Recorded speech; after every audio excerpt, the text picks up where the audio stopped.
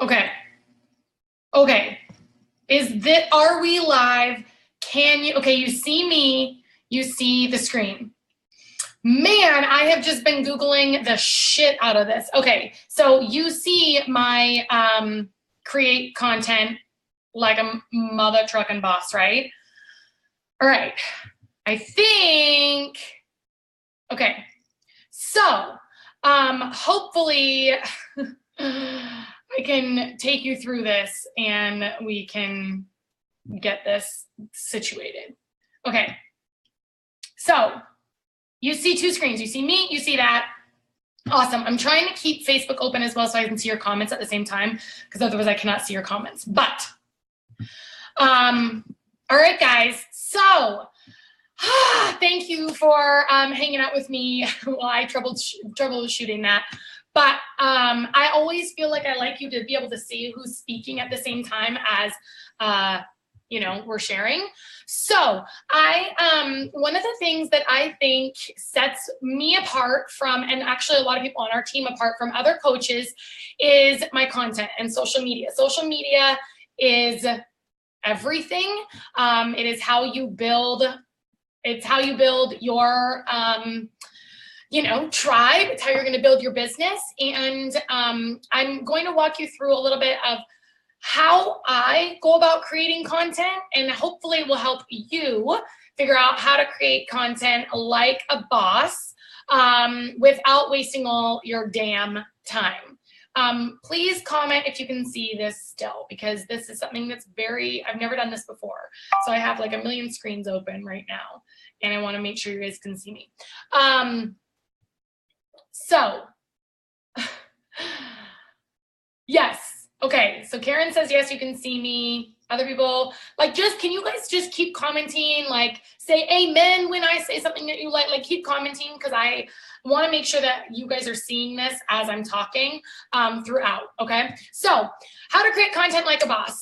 This is, first of all, you can see this is, I took a screenshot of some of my latest posts. I'm going to walk you kind of through how I decide what to put up.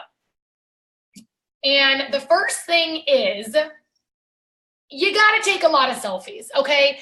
I know when I first started Beachbody coaching, I made fun of people that took selfies. I thought it was narcissistic.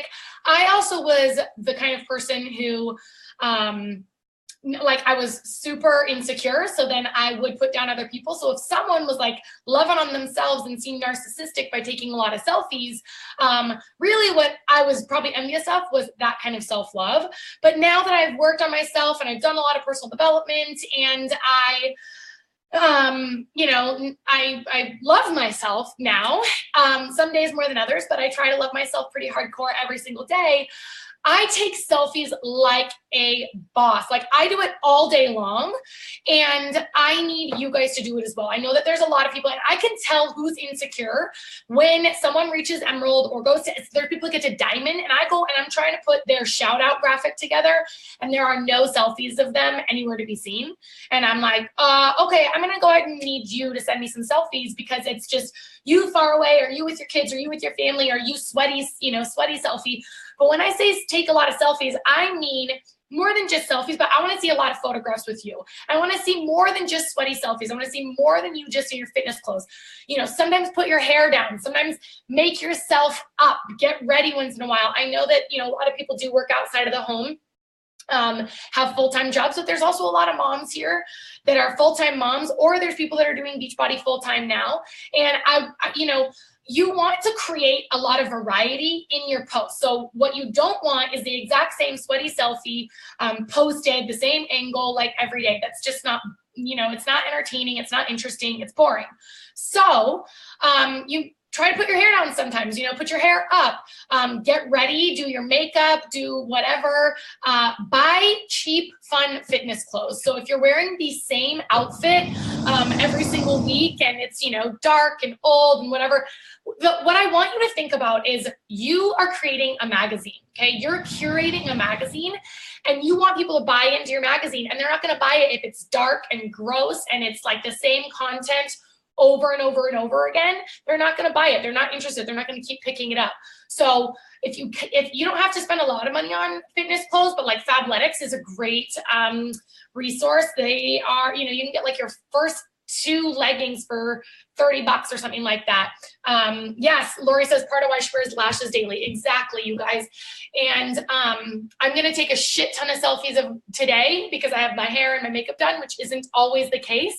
But buy new clothes every couple months. Like, treat yourself to that. It's a business expense and it's a tax write-off.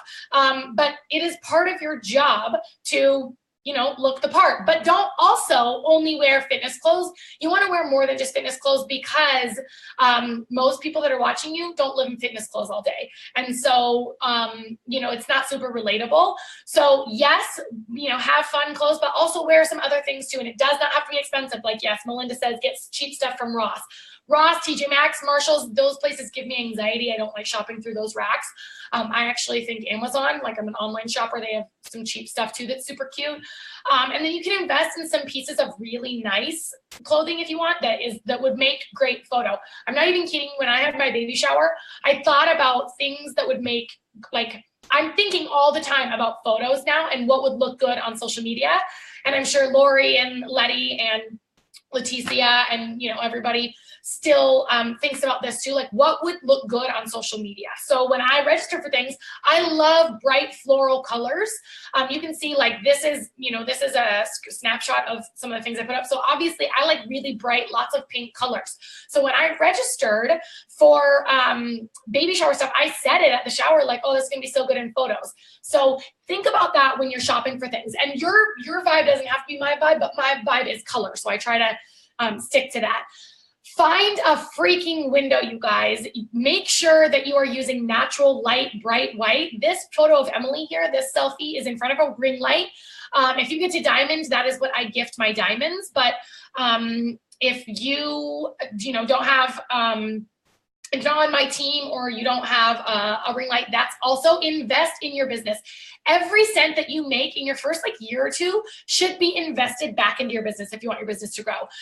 Ring lights for indoor lighting to make it brighter are huge. So that's what Emily used with this.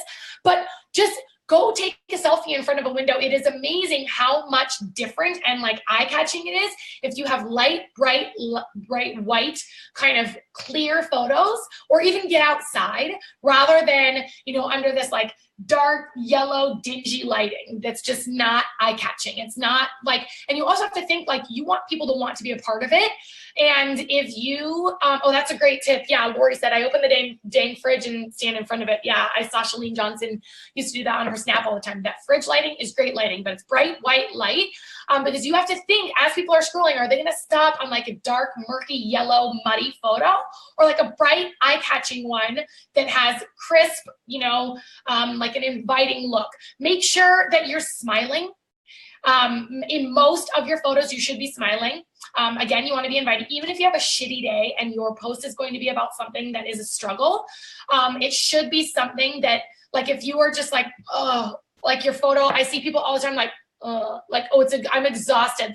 Okay, but no one wants to join your party. No one wants to ride your bus to wherever you're headed if you look like you're miserable. Same thing when you take post-workout sweaty selfies, smile in them. Even when the workout was hard and you wanted to kill yourself the whole time because it was so exhausting, smile, because nobody wants to do what you're doing if you're selling misery. And that is what you're selling when you are frowning and looking awful and exhausted. Okay. You have to just think what is the message that people are picking up on this? So make sure you're smiling. And when you smile, look into the camera. What I'm trying to do now is look right here. If you see me, look right into my camera instead of at me, which is over here, or at my camera.